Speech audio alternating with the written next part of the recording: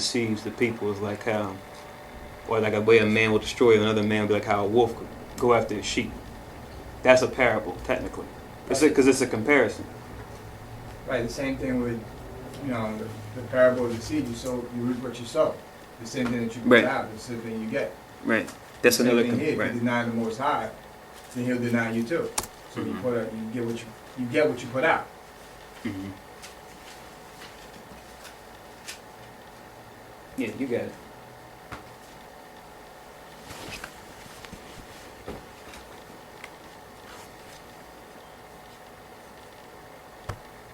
All right, let's go to another one, another example. It's Mark. What scripture was that again? This was Luke 12 and 9. The water. You're on the bar. The next scripture we're going to read on parables is Mark 3:23.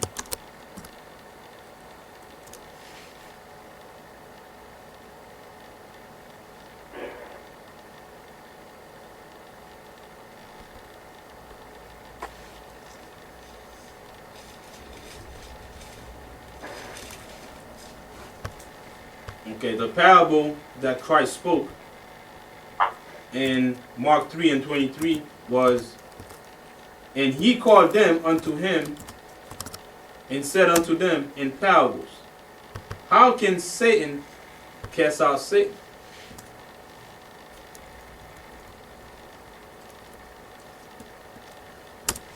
How can Satan cast out Satan? That's a parable. Now, if anyone doesn't understand what it means, it is a parable to you. So now you must seek understanding of what that means. Yeah, I think the key is the comparison is made, but when it's just not understood, you just don't understand the relationship. Okay. Like someone makes a comparison between one thing and another, and you're like, why are you comparing that and that? I don't understand the comparison. That's when a parable's over your head. Apples and oranges. Right. Exactly. That's how you look at it. It's like you can't compare apples and oranges. People say that because when sometimes people try to compare two things that aren't meant to be compared, or they're trying to convey something, but they lack a good example. And it's just like you're talking about two different things. Like those aren't meant to be. That's not the same situation. So it takes some skill, understanding what you're talking about to make the right comparison. And sometimes your comparison can really hit home, especially if you use something that people can really relate to. Then a lot of times we're out there teaching, we always joke about we have modern day parables. We'll use things like you were saying earlier, with technology and just things we have in society now, and make a similar comparison to what we already see in Scripture, and people can relate to it. So we're pretty much taking the same habit that Christ had when he instructed others, and just bring it up to 2011, in the same spirit. Fine. So now, in 24 it says, and if a kingdom be divided against itself, that kingdom cannot stand. So now that's a parable. Because if a kingdom be divided against, how can the kingdom, one might ask a question, how can the kingdom be divided against itself? And this is that kingdom cannot stand.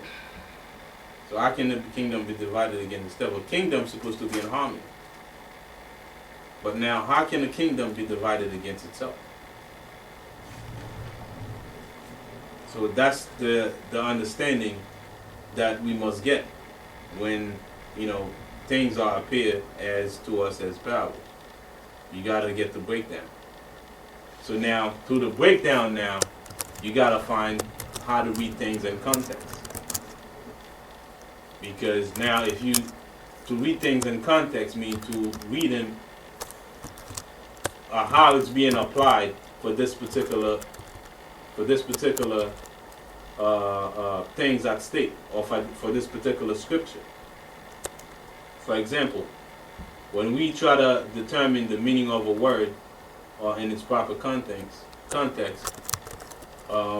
we know that it requires like subjective. It requires subjective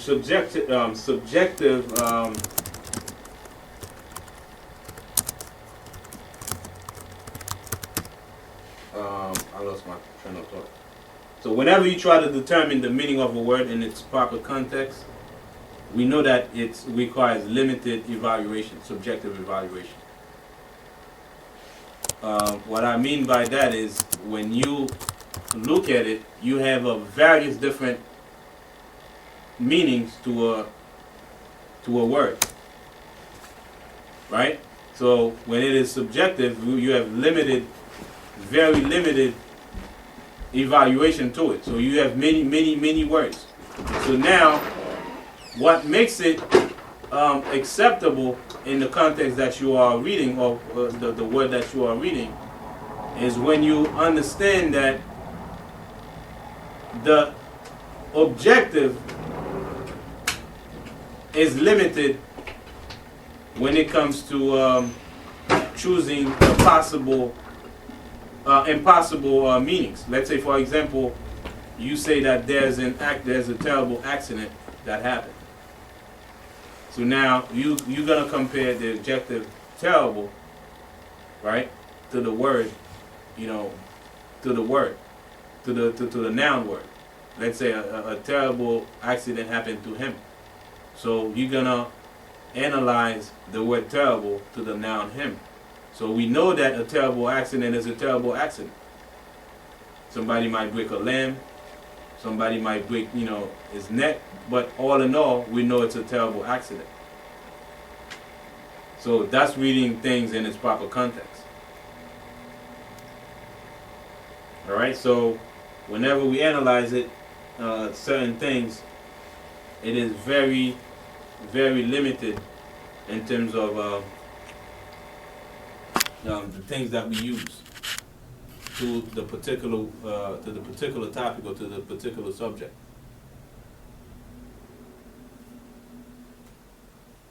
Can I make a statement? Go on. Especially along the lines of being parables, like when Christ spoke in parables, he basically gave you things or symbols that represent, or images that have a representation of knowledge. Because you know that a lot of our people are dealing with vanity or images that was representative of foolish knowledge. Go on. So he basically gave us images of righteous images that represented knowledge, so that we could place that in our minds to remove the vanity from our minds.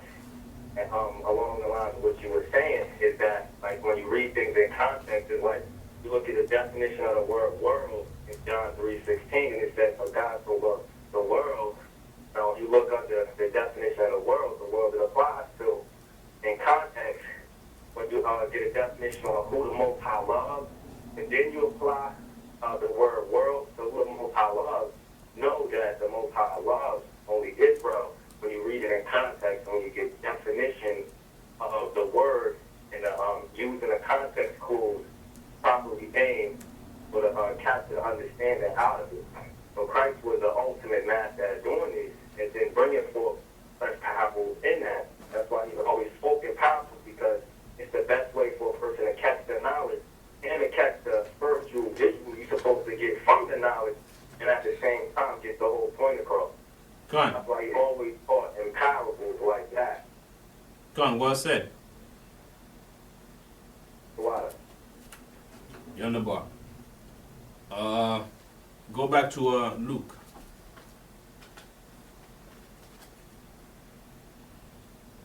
So when we out there, we teaching or we at camp, we have to understand the meaning of words. And also when somebody says we're reading things out of context, ask him, what it means to read things out of context. Because sometimes the person that says it just repeat what somebody else is saying. They don't even know what it means to, and also us understanding that it's not to get defensive, it's to try to make sure that they understand, what is being brought out. Because they don't understand it. Because they look at other people's reaction when they say certain things and they mimic it. They say, okay, you read things out of context. So now they heard somebody say it and they see the reaction of the person receiving it. Now they use that same tactic on you. Like, you're reading things out of context. So now, but they really don't understand what they're saying, but they just mimicking what somebody else had said because they see how the person reacted. So when they see you read things out of context, you calmly say, okay, that's fine. So now let's get into the proper context.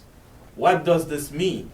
So you take them on the same thing they take you on, you take on the same thing. Okay, that's fine. Mm-hmm. All right, I may be reading this out of context, so let's get the understanding. So let's put it into perspective. Let's put it into context. What is your context? Most of the time, they don't even know what they were saying. Right. So now, because you did not get irate with them, you just, try to bring out the understanding. Now they like, I don't understand what you mean, because their objective was not to understand, but to start a confrontation. Right. Good. You ready to go? I gotta go, man. I gotta go. Right. Good. Exactly. That's on point. And it's so sad because I just read this real quick because Christ made mention of this where our people a lot of times, they're sheep. When it comes to sheep, they follow whatever shepherd, whatever they think is a shepherd, they follow. But now, if you're following a shepherd who's really a sheep themselves, who don't know what time it is, you pretty much are going to fall with them. I just want to read this real quick. This is probably something we always talk about, but it's this is another parable. This is Matthew 15 and verse 14. Matthew chapter 15 verse 14, it reads, "Let them alone, they be blind leaders of the blind. And if the blind lead the blind, both shall fall into the ditch." So there it is. Sort of like another example, when Yasharahla said,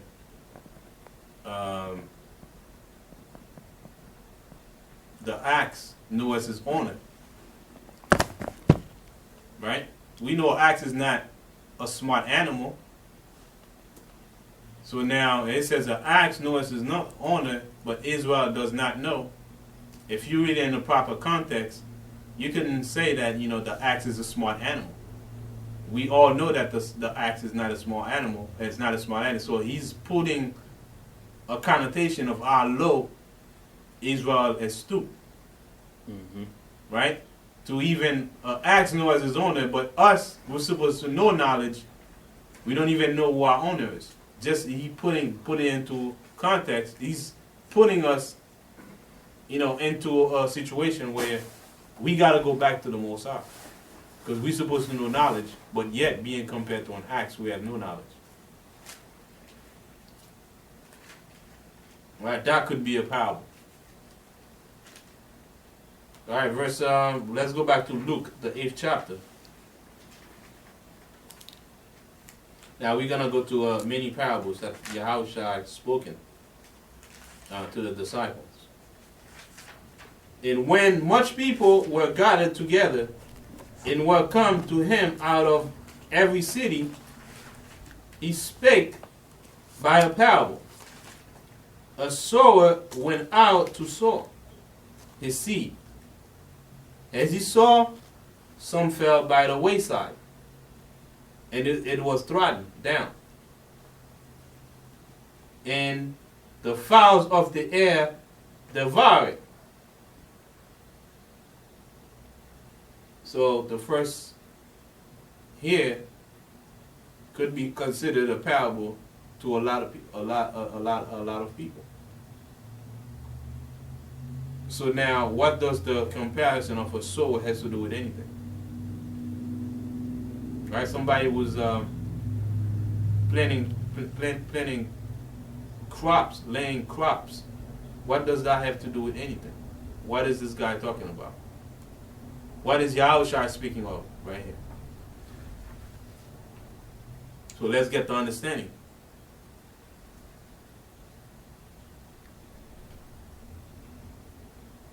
And that's where the understanding comes in. A sower went out to sow his seed. And as he sowed, some fell by the wayside. And it was trodden down, and the fowls of the air devoured. So even us, if we don't understand, just like Peter, we don't understand. We got to get the understanding. So what does that mean? Anybody on the conference line can, chime in or can put their understanding on the chat for those of us following us live on the web. All right, and I'm going to